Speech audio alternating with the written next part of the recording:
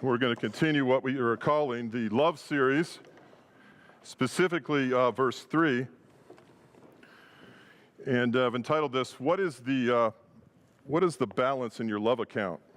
I want us to think about our personal lives, and I'm going to talk to you today about what the definition of love is. I think we're sort of missing a definition of love. I think it's a little bit more than maybe we're accustomed to thinking about and acting upon. So I think we need to do that today. It's very important that we don't major on the minor. It's so easy in the world today to major on the minor and not major on the major. To find ourselves existing and operating far below our potential. And I hope this series is a step in that right direction. A businessman accompanied Mother Teresa throughout her day for a whole week in India and watched her minister to the homeless and to the poor. On one particular day, she happened upon a man who was laying in the sidewalk beneath a pile of rags, and she kind of cleared the rags away and noticed that the man had some wounds that needed to be dressed. Not only some wounds, but some wounds that had gotten infected and began to put off a rather displeasing odor. So as she is on her knees on the sidewalk tending to this man, the businessman is watching, and it's kind of uncomfortable for him. He says to her, I would not do that for $1 million. And she said, no, sir, neither would I. Neither would I. It is a kind of ministry, one to another, that comes out of a love rooted and established in God. And if we don't understand the definition of love in our culture, our marriages, our children, the foundation of our culture and the church will be ill-prepared to live up to our potential. What does it mean to love? What is your motivation in life when it comes to love? I did a funeral in Atlanta on Friday of a man that I've known some years who wasn't probably in church every Sunday, to say the least. He did accept Christ as his Savior, but in his retirement, he chose, and love is an action verb, he chose to go to his son-in-law's welding shop and serve and volunteer every Thursday for 17 years, and almost every Thursday that he was in that welding shop, he shared lunch with his adult daughter. And they split oftentimes a salad or a sandwich together. He was loving. He was acting upon that love. And we need to get a grip on what this is all about from a biblical standpoint.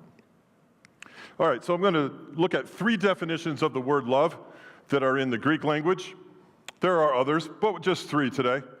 Some of it's a review, but we're going to take a look at, if we love in our life, what kind of love do we have?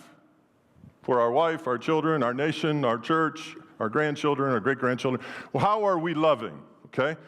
What Greek word would best be descriptive of the love that we actually use in life? The first one is the word eros. Now, eros is about probably the only really main word they used back in Bible days to describe love. Eros is not in the New Testament. Now, this is odd. Eros was the most often used word to describe love, but not in the New Testament. Make note of that. Eros begins with I desire. Eros begins with I. Eros is eros, love, and it is on our culture and mind today because of the fall of man. I desire, I search for, I long for. Eros reaches up to another to pull another down to meet our personal needs. Eros is about our empty, void places in our life being filled by love for someone or something. It is a relationship in which we love with an eros love to complete ourselves. For without that thing, without that activity, without that person, without that eros love, we are incomplete and do not know who we are. Eros love. This is what the Romans used, eros love. This is how the Roman government operated, eros love. Eros is about me. Hollywood has a good grip on eros love. Country music songs are big on eros love. Eros love is fleeting. It's It's discriminatory. In other words, at 10:30, 11:30, 12:30 at night in a bar, eros love is active, but maybe 12 to 14 hours later, it's gone. Eros love is fleeting. It discriminates. In other words, eros love is imparted and enjoyed on some at the expense of others. And any time that we love with an eros love, it's going to cost somebody else something. But it's going to gain us. Eros love is about me. Me. And oftentimes, it's possessive and it uses, if we're honest. This is the love that people in the New Testament day were accustomed to talking about. It was normal. It wasn't abnormal. It is at the detriment of others.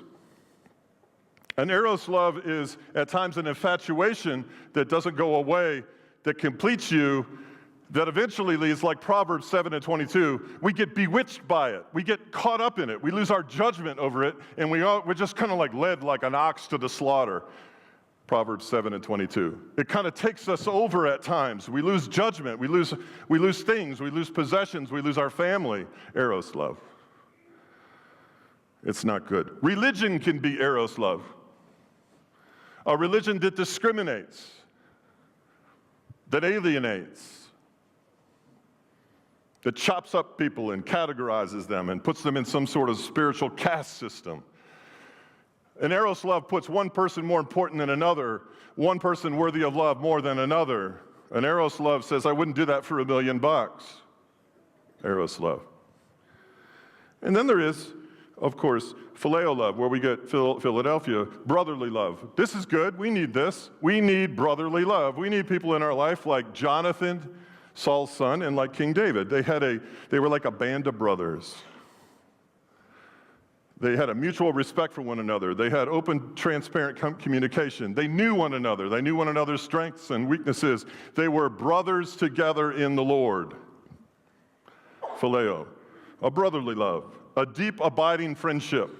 We all need this. Men, we all need this. Bad. More than an analyzing of our golf swing. We need someone in our life that we can talk with, be understood, and understand someone else. Phileo. This is interesting. Peter betrays Jesus 3 times. Jesus is risen from the dead. He meets him on the seashore. Some of you have been to that seashore with me, right there. And he's cooking breakfast, and here they come. And it's time for Jesus and Peter to have a talk.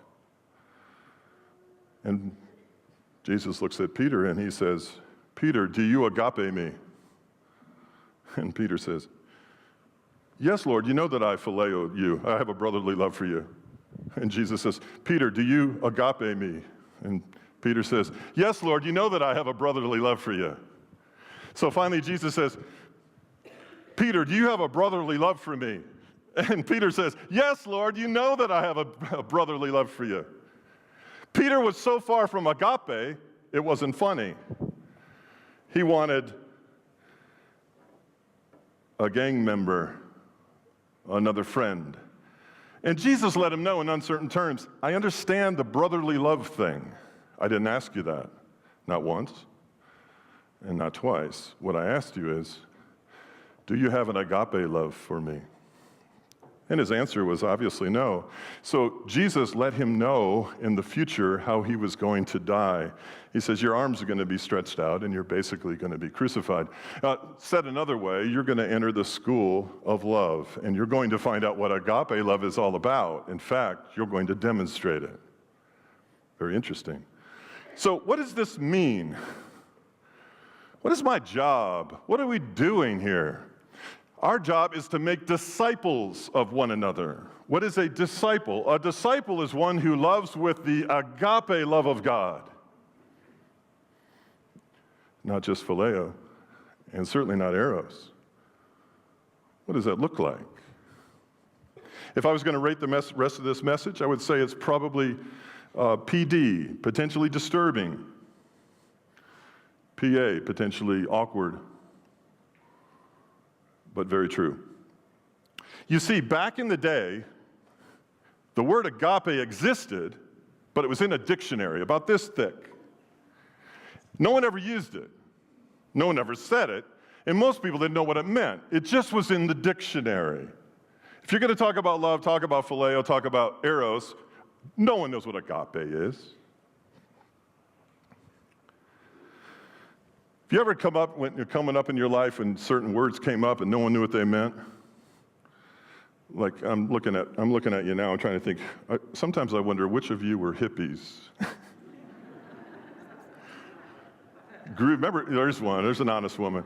There you are, in the back. Proud to be a hippie. Groovy. Remember when that came out? Nobody went, what is that? Groovy. All right, if you really old codgers, 23 skidoo, what does that mean? No one knows. Far out, groovy, bad, fat. Fat doesn't mean fat anymore, and bad doesn't mean bad, it means good. Or did they change it back? I don't know. But agape, when Jesus would walk about starting to talk and teach and talk about the love of God, he would say agape. They're like, what? What did that dude say? What is that? What is agape? I don't know. Let's go home, look it up. Let's go find out what it means. Because he wouldn't stop talking about agape this and agape that. Interesting. It's a Greek word, and it's love at its ultimate. And it's what you and I are called to enjoy, to receive, and to impart to others. Agape love. Your spouse is desirous of agape love from you. It's not about me. It's about you. It's a sacrificial thing. It's the love that your wife's looking for that comes out of husbands love your wife as Christ loved the church and gave himself up for her. Agape. It's agape love that brings you to your knees to wash another's feet. It's agape love that puts you on a cross to die for the world. For God so agape the world, he gave his only begotten Son. What kind of love is this? This radical, non-cultural love that we are to walk in and enjoy, the agape love of God. Jesus wants to know to Peter, do you agape me? Paul wants to say, who can separate us from the agape of Christ? Jesus says the two greatest commandments, agape the Lord, your God with all your heart, soul, mind, and strength, and agape your neighbor as yourself. This is our quest. You see, eros reaches up to pull someone down to meet your personal needs. Agape reaches down to pull another up, or reaches out to pull another in. This is what we're called to do. You know, in the next 3 or 4 decades, 5 decades, $70 trillion, $70 trillion, more than 3 times our national debt, will be transferred. That wealth transfer will take place over the next 30, 40 years, over to the next generation. What will the next generations do with the absence of agape love and the presence of $70 trillion? Start playing around with those numbers. What will take place in the history of the church with a church that may have an idea what agape love is, may be walking in it, may have an understanding of it, but it certainly hasn't yet got to be infectious. What is that younger generation looking for today? The younger generation, your grandchildren, my grandchildren, my children, your children, you know what they're looking for? They're looking for the agape love of God in the church. Why do you think we had all those college students here for that vision casting rally? So that they could see another church, which they're told all the time, churches are no good, you don't need to be in a church, the church is all about, whether it's all about this, all about that. They needed to sit in a church, worship with another generation, a cross-generational kind of worship experience where one church raised $500,000 for the younger church. That's why, in part, we did what we did. There's 600 college students down there that can't say what most people say about the church because we're right there with them. That's agape love, sacrificial love. That's a love that changes the future, agape. Agape love is dangerous, man. It really is dangerous, and it calls us to places we don't want to go, and it causes us to look at things we don't want to look at. Why did the rich Pharisee, with his eros love, invite all those highfalutin people to his home for dinner? What's his motivation? It's a great investment. Invite 20 people over for dinner, knowing that you'll get 15 to 17 invitations to go out and eat at their home later. It's a great payoff. Eros. Pharisees would get up in the morning and say, thank God I'm not like other men. Eros versus agape. Eros discriminates. Who do you discriminate against? Who is it by our actions is less important than another group? I've been around long enough in ministry to see various presidents take the Oval Office, as you have. Eros love discriminates. And since I disagree with that policy, it doesn't matter whether it's a Republican or Democrat, that's not the point. And since I disagree with that policy, I don't like that person, I'm going to talk behind their back, I'm going to put them down, I'm going to elect someone else to get in office. So the other half of the nation can talk behind his back or talk to his face, put him down. Where's the agape love? Where's the church that prays for the president no matter who it is? That's what this younger generation is looking for, an authentic church that doesn't discriminate, but walks in the agape love of God and prays as the scripture says. It's the agape love that prays for the mule running the drugs across the border, wall or no wall. It's the agape love that motivates a man to pray for a president, regardless of who it is, who's so far in above their head it's not funny, as anyone would be.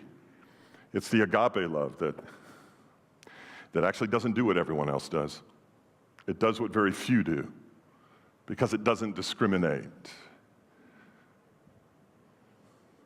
You know, the rain falls on the righteous and the unrighteous, and the sun rises on the righteous and the unrighteous.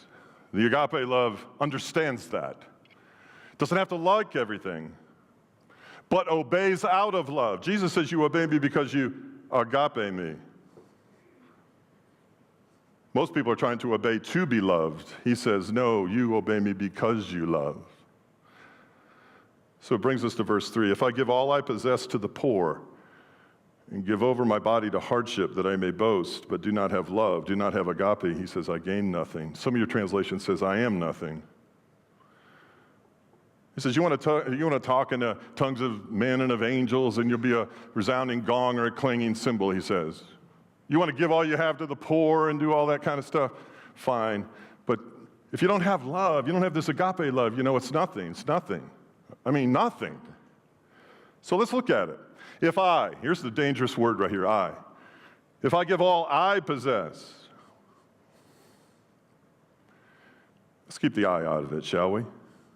You and I are called to do three things as disciples. Pray without anybody really knowing it, anonymously in a closet. Fast with oil on our heads so nobody knows what we're doing. And give anonymously so we don't draw attention to ourselves. That's what we're called to do. First sermon ever preached in public by Christ. You and I don't possess anything. We steward things. We manage things. Everything belongs to the Lord. The earth is the Lord's and everything in it. And by the way, what in the world would happen if you gave all you had to the poor? What a dumb thing to do. Guess what? You'd be poor. First of all, Jesus says you're always going to have a poor among you. You give everything you have to the poor, then you're poor. Why are most people poor? Most people are poor because they didn't steward their opportunities well, or they didn't budget well, that's usually the case. If you give all your money you have to the poor will lose it, and then everyone's broke. If the whole church gives everything the church has to the poor, the church is broke and there's no revenue stream for the future. We're all just sitting around looking at each other waiting for the money to run out. God's economy says give your first fruit, give your tenth. Keep 90% for your family. Take care of your needs. Enjoy, go on vacation, have a good life. Give your tithe. We'll keep a revenue stream for the people who need help. We'll share the agape love of Christ. Sometimes I think people look at us like we're like a bottomless pit over here on the hill at Community Bible Church. We're no bottomless pit, my friend. I can assure you of that. If I give all I possess to the poor, Well, when it comes to the poor, first of all, everyone in this room is rich compared to anyone else in the world. I can assure you of that. I went over to Nepal in February and met with a member of parliament. We were invited to his home and sat in his living room, bodyguards and soldiers and all kind of stuff going on. I was like, what is this? I felt like I was like being interrogated or something. Until the tea came out and then some crumpets, so you start eating. And the head of the parliament there was wanting to thank our church for our gift for earthquake relief. I thought, wow, cool. Him being Buddhist, representing the Hindu party, me being Christian, and everyone in the group looking at me like I'm going to say something, really awkward moment. He wanted to know what my response was to his thank you, and I said, well, like you, I said, I know you have a deep respect and appreciation for your own people, and you want their needs to be met. And I know that that tragedy was surely horrific. I didn't say to him that you categorize it as 7.9 earthquake because if it was 8, the government would have to give more money. I didn't say that part. But I said, we give out of a heart of glorifying the Lord. And if occasion arises in the future when we can help as well, we will want your people's needs to be more important than ours. And I think that man had a greater appreciation for the home ministry that was hosting us because he saw that what we did out of love. So I go to one of the villages, and 2 years had passed, and the village was basically decimated, still temporary housing being used by some people. And I happened upon this family where the husband had been gone for 2 or 3 days working in some field somewhere, who knows where, and the woman was there with a little boy who was about to get kicked out of his Christian school, one of the few in the area, for back payments, $30 a month. And someone asked me, he said, would you give a devotion to this woman? I said, no. To give a devotion? I'm packing about $1,200 in my pocket from CBC money. I'm not going to give more than a devotion. Come on. Now, I'd already met a man in town who lived in a house that was leaning like this, had cracks in it, could fall over at any minute, but that's where he crawled every night with his wife and kids on the lower floor to go to bed.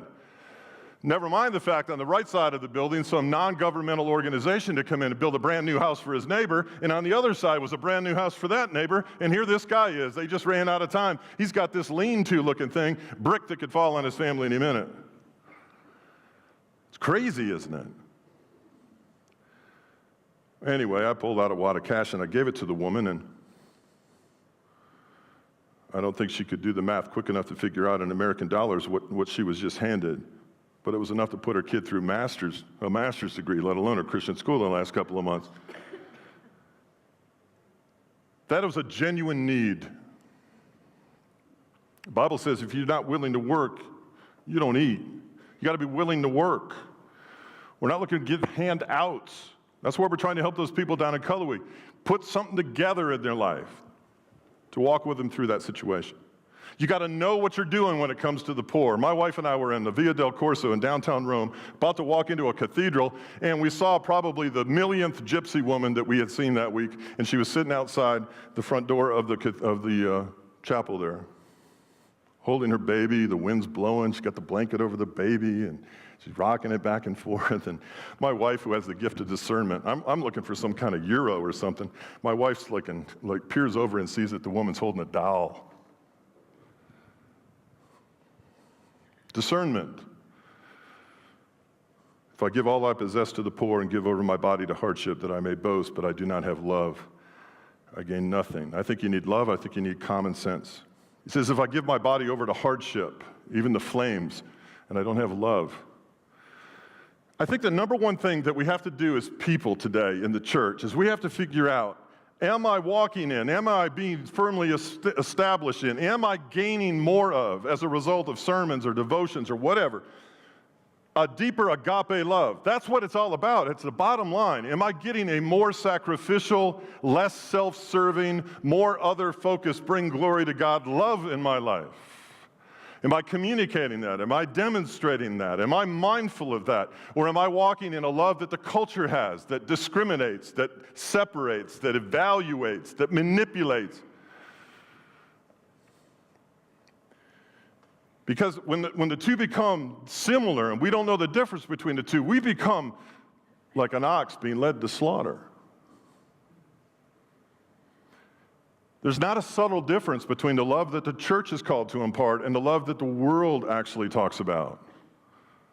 There's a vastly different thing. Can you love people you don't like? Can you love your enemy? No, I don't have time enough today to go into how that actually happens, but we'll get to it before this thing is over. We're called to something pretty high. This is a pretty high calling we got here. What's being asked of us, we cannot do. This Eros thing, you can do it with your eyes closed.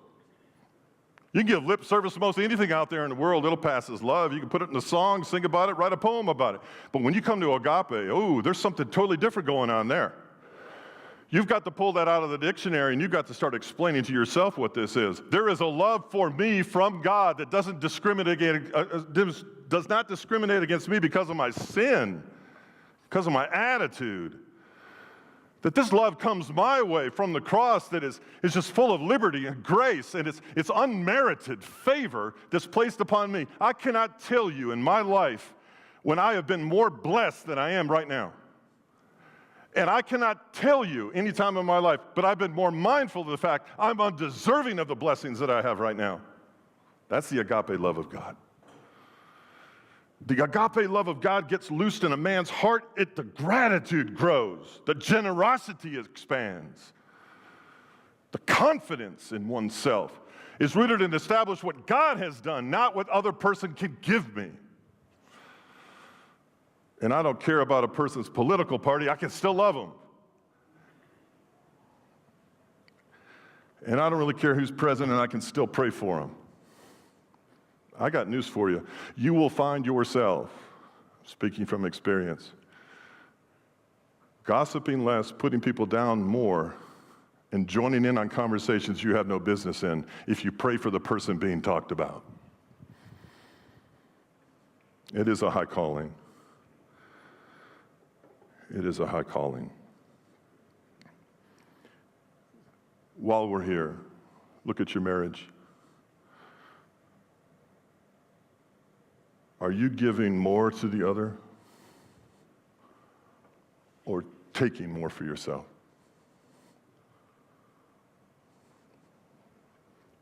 In reality, a marriage should be a competition between two people trying to love the other more.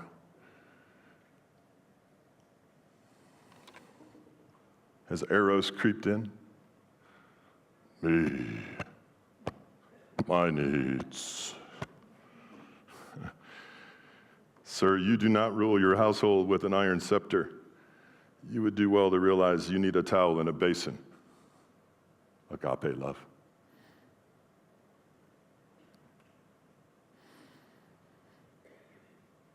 I'd say this is important, but I'd be Captain Obvious.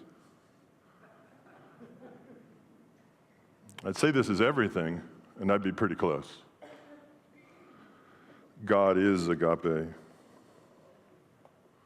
What you need, what I need in relationships, I can only get from God. I cannot count on broken people to heal my brokenness. I can't count on sinful people to complete me. I'm sinful enough. I cannot count on fractured people and fractured relationships to meet my needs when they cannot meet their own. You cannot rely upon businesses and possessions and people to complete you when they themselves are totally incomplete on their own. We cannot make gods out of one another to meet one another's needs, but we can ask for God to do that, and in so doing, make that relationship much more mutually respectful and edifying and enjoyable filled with laughter and peace and purpose. We cannot be bewitched and conform to the pattern of this world, finding ourselves longing for something we just cannot grasp or find in life, apart from the agape love of God. Which brings me to this point as I close. If you are here today and there's something in you that says, I don't necessarily deserve the love of Christ or the forgiveness of God, I would have to agree with you. Nor will you ever. You've missed the point already.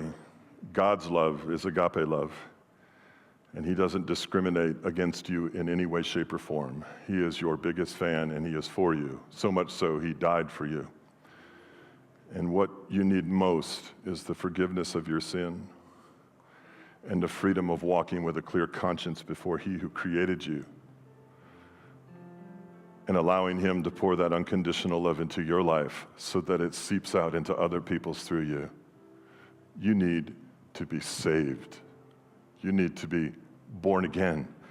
You need fresh legs, fresh start, fresh vision, fresh perspective. The old man who lives for himself, the eros man, needs to eventually die and become new in a new life with Christ, the agape man, where God leads and guides you in the purpose for your life, and he overwhelms you with his blessings and agape love.